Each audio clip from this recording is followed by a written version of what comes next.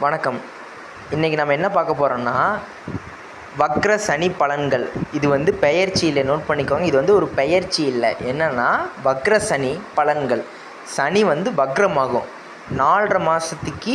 சனி வந்து வக்ரம்னாவே சனி வந்து 4.5 மாதத்துக்கு வக்ரமாகும். அப்போ 2024 சனி வந்து ஆகிறாப்படி. எப்போலேருந்து எப்போ வரைக்கும்னா 29 ஜூன்லேருந்து 15 நவம்பர் வரைக்கும் 2024 சனி வக்ரமாகிறாப்படி. அதாவது 4.5 மாதம், July, August, September, October, November பாதி வரைக்குமா? அப்போ 4.5 மாதமாக வராப்படியா? சரி, வக்ரம்னா என்ன? வக்ரம்னா ஒரு கிரகம் வந்து பின்னோக்கி செல்கிற மாதிரி இருக்கும், ஆனால் பின்னாடி வராது. ஒரு குறிப்பிட்ட டிகிரியில் வந்து ஒரு கிரகத்தை பார்க்குறப்போ, ஒரு சயின்டிஃபிக்காக பார்க்குறப்போ, கிரகம் வந்து நகர ஒரு ஆங்கிள் ஒரு ஆங்கிள்லேருந்து பார்த்தா பின்னோக்கி செல்கிற மாதிரி தெரியும். ஆனால் அது வந்து பின்னோக்கி செல்லாது. மூமெண்ட் மட்டும்தான் ஸ்லோ ஆகும். நம்மளுக்கு வந்து அது பின்னோக்கி வர மாதிரி தெரியும். ஒரு ஆங்கிள்லேருந்து பார்த்தா நகர மூவ் ஆகிறது ஸ்லோ ஆகிறப்போ அது பின்னோக்கி வர மாதிரி தெரியும். பட் அது அப்படி இல்லை, அது வந்து ஸ்லோ ஆகுது. அதுதான் வந்து சனி வக்ரம் அப்படின்னு சொல்கிறாங்க. ஓகேவா? சனிங்கிறது யார்? ஒரு அசுப கிரகம். அப்போது யாருக்கெல்லாம் சனி வந்து நன்மையை செய்வார்? இதுதான பெரும்பாலான கேள்வி. சனின்னா எல்லாம் பயப்படுறீங்கள்ல. என்னென்னா உங்கள் ராசிக்கோ லக்னத்துக்கோ 1, 4, 7, 10 ஆகிய அசுப வீட்டுக்கு சனி அதிபதியாக வரப்போ, அதாவது உங்கள் ராசியோ லக்னத்துக்கோ 1, 4, 7, 10க்கு வந்து அவர் வந்து அந்த வீட்டுக்கு அதிபதியாக வரப்போ அவர் பலன்களை அற்புதமாக செய்வார். அப்படிங்கிறது ஒரு பொதுவான பலன். இப்போது உங்களுக்கு வந்து சனி தசை நடக்குதான்னு பாருங்கள். சனி வக்ர பயிற்சி அப்படிங்கிறது வந்து சனி தசை உங்களுக்கு இப்போ நடந்துச்சுன்னா அமோகமாக இருக்கும். அப்போ சனி தசை இல்லை அப்படிங்கிற பட்சத்தில் 15 to 20% தான் நடக்கும், ஒரு நன்மை நடக்கும். ஏன்னா சனி தசை இருந்துச்சுன்னா பலன்கள் அமோகமாக இருக்கும். அட்லீஸ்ட் அதுவும் இல்லைன்னா சனி புத்தி தசை தான் இல்லைன்னா சனி புத்தியாச்சும் நடக்குதான்னு பாருங்கள். அப்போது அந்த புத்தி ஓரளவுக்கு ஒரு நன்மையை செய்யும். ஓகேவா? சரி, சனி சுய ஜாதகத்தில் நல்லா பிளேஸ் ஆகிருந்துச்சுன்னா, உங்கள் ஜாதகத்தில் நல்ல இடத்துல இருந்துச்சுன்னா, உங்களோட அந்த ஜாதகரோட விதியை வந்து கெடுக்க மாட்டாப்படி. அந்த ஜாதகர் வந்து எப்படியோ பொழைச்சிக்குவாப்படி. அதுக்கு பதிலாக சனி வந்து கெட்டு போயிட்டாருன்னா, எப்படி கெட்டு போகிறதுனா, ஒரு அசுப வீட்டில் உட்காந்துருக்கிறதோ, அசுப வீட்டில் உட்கார்றதோ, இல்லைன்னா வந்து சனி வந்து ராகுவோடையோ கேதுவோடையோ செவ்வாயோடையோ அசுப கிரகத்தோடு சேர்ந்துருந்தா, மறைஞ்சிருந்தா, 8, 12 மறைஞ்சிருந்தா, இந்த மாதிரியெல்லாம் இருந்தால் கொஞ்சம் பெரிய பிரச்சனை. அது வந்து நம்ம அந்த ஜாதகருக்கு விதியை வந்து அவ்வளோதான், விதியை வந்து ரொம்ப இது பண்ணிடுவார், கெடுத்துருவார். அப்போது சனி வந்து உங்கள் ஜாதகத்தை எடுத்து சுப வீட்டில் உட்காந்துருக்கா, சுப கிரகத்தோட பார்வை சேர்க்கை இருக்கா, அதாவது குரு இந்த மாதிரி வந்து வளர்பிறை சந்திரன் இதோட எல்லாம் சேர்ந்துருக்கா, இந்த மாதிரியெல்லாம் இருந்தால் உங்களுக்கு பலன்களை அமோகமாக செய்வாப்படி. உங்கள் விதி வந்து நல்லாயிருக்கும். இதுதான் வந்து சனியோட காரகத்துவம். வணக்கம். இன்றைக்கி மகர ராசிக்கு வக்ர சனியோட பலன்கள் 2024 எப்படின்னு பார்க்கலாம். சரி, இப்போது உங்கள் ராசிநாதன் சனி பகவான் வக்ரமடைகிறார். அப்போ உங்கள் ராசிநாதனான சனி பகவான் உங்கள் அதாவது 1ஆம் வீட்டிற்கும் 2ஆம் வீட்டிற்கும் அதிபதியான சனி பகவான் வந்து வக்ரமடைகிறார்.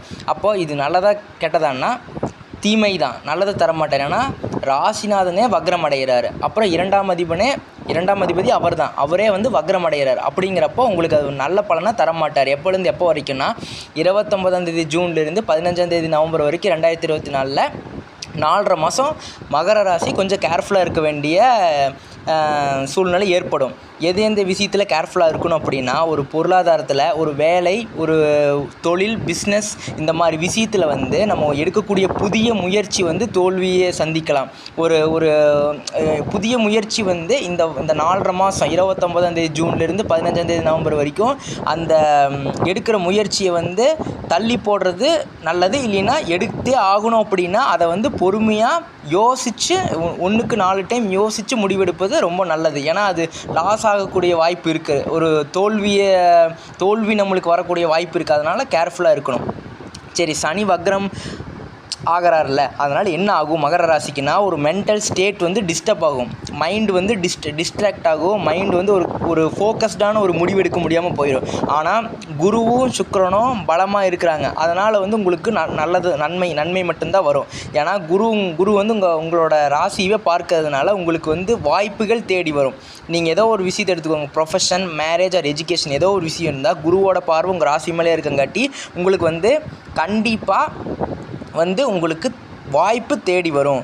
அதே மாதிரி சுக்கிரனும் அற்புதமான இடத்துல அமர்ந்திருக்காரு, அதனால் வந்து அதிர்ஷ்டமும் தேடி வரும். அப்போது வாய்ப்பு ப்ளஸ் அதிர்ஷ்டம் ரெண்டுமே இருக்குது. புதனும் நல்லா இருக்கிறதுனால புத்தி நல்லா வேலை செய்யும். இதே அடுத்து செவ்வாயும் நல்ல இடத்துல வந்து இருக்கிறதுனால உங்களுக்கு வந்து கான்ஃபிடெண்ட்டாக இருப்பீங்க. அதே மாதிரி உயர்ந்த ஆட்கள் மூலமாக உங்களுக்கு வந்து உதவி கிடைக்கும். அப்போது எல்லாமே நல்லா இருக்குது. ஏன்னா சனி வக்ரம், உங்கள் ராசிநாதன் வக்ரம் அடைஞ்ச இந்த 4.5 மாதம் 29 ஜூன்லேருந்து 15 நவம்பர் வரைக்கும் 2024 கொஞ்சம் கேர்ஃபுல்லாக இருக்கணும்.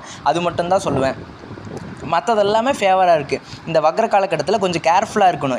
எதனால் என்ன பிரச்சனை வரும் அப்படின்னா, ரொம்ப ஓவர் திங்கிங் பண்ணுறதுனாலையும் ஓவர் கான்ஃபிடெண்ட்டாக இருக்கிறதுனாலையும் உங்களுக்கு ப்ராப்ளம் வரும். ஓவர் திங்க் பண்ணி ஒரு விஷயத்தை திங்க் பண்ணி ஒரு ஒரு விஷயத்தை திங்க் பண்ணிக்கிட்டே மைண்ட்லேயே டிஸ்டர்ப் ஆகி கரெக்டான ஸ்டெபிலிட்டியான ஒரு டிசிஷன் எடுக்க முடியாமல் போயிடும். ஓவர் கான்ஃபிடென்ட்னால ஒரு டிசிஷன் எடுக்கிறது வந்து ராங் ஆகும். இந்த மாதிரி விஷயம்லாம் இருக்குது. அடுத்து மகரத்துக்கு டைம் சூப்பர் தான். ஏன்னா ஆப்பர்ச்சுனிட்டி, லக், அதாவது வாய்ப்பு ப்ளஸ் அதிர்ஷ்டம் ரெண்டுமே வந்து தேடி வருது. அதே மாதிரி உயர்ந்த ஆட்கள் வந்து உயர்ந்த நபர்கள் வந்து உங்களுக்கு வந்து தேடி வந்து உதவி செய்வாங்க. சரி, இப்போ சனி வக்ர காலகட்டத்தில் நம்ம என்ன பண்ணணும்னா, நிறுத்தி நிதானமாக பொறுமையோட ஒரு விஷயத்தை கையாண்டா நம்ம சக்ஸஸ். அதை வந்து பொறுமையாக எடுத்துகிட்டு போகணும். நம்ம ஓவர் திங்க் பண்ணிட்டு ஓவர் கான்ஃபிடென்ட்டாக இருந்தோம்னா ஒரு டிசிஷன் எடுத்தோம்னா அது ஃபெயிலியர் ஆயிரும். நம்ம கம்போஸ்ட் அண்ட் ரிலாக்ஸ்டாக ஒரு டிசிஷன் எடுத்தோம்னா நம்மளுக்கு தான் வெற்றி. சரி, இன்னொரு விஷயம் என்னென்னா, நம்மளுக்கு ஒரு கிடைக்கிற ஒரு ஆப்பர்ச்சுனிட்டி, ஒரு லக்கை வந்து யூஸ் பண்ணணும். கரெக்டாக அந்த டைமில் கரெக்டான டிசிஷன் எடுத்து அந்த ஆப்பர்ச்சுனிட்டி, ஒரு வாய்ப்பை வந்து நம்மளுக்கு சாதகமாக உருவாக்கிக்கணும். அப்படி இல்லைன்னா கை கிட்டினது வாய்க்கு எட்டாமல் போயிடும். அவ்வளோதான். ஸோ உங்களுக்கு வந்து அதே மாதிரி ஒரு உயர்ந்த ஆட்கள் வந்து ஹெல்ப் பண்ணுறப்போ அந்த ஹெல்ப்பை வந்து அந்த சப்போர்ட்டை வந்து நீங்கள் யூஸ் பண்ணிக்கணும். அப்படி இல்லைனாலும் அதுவும் உங்களுக்கு வேஸ்ட்டாக போயிடும். கிடைக்கிற வாய்ப்பை, அதிர்ஷ்டத்தை, கிடைக்கிற சப்போர்ட்டை வந்து நல்லபடியில் நல்லா திங்க் பண்ணி கரெக்டாக யூஸ் பண்ணிக்கணும். அதே மாதிரி உங்களுக்கு எல்லாமே நல்லா இருக்குது. எல்லாவோட கிரகங்களோட அமைப்பும் உங்களுக்கு நல்லா இருக்குது. சனியோட வக்ர காலகட்டத்தில் மட்டும் 4.5 மாதத்துக்கு கொஞ்சம் கேர்ஃபுல்லாக டிசிஷன் எடுக்கிறது ரொம்ப நல்லது. ஓவர் திங்க் பண்ணாமல் ஓவர் கான்ஃபிடென்ட்டாக இல்லாமல் இருந்தாவே போதும், ஜெயிச்சிடலாம். ஒரு கம்போஸ்டாக ஃபோக்கஸ்டாக ஒரு கரெக்டான ஒரு டிசிஷன், ரிலாக்ஸ்டாக ஒரு டிசிஷன் எடுத்திங்கன்னா அதில் உங்களுக்கு கண்டிப்பாக வெற்றி.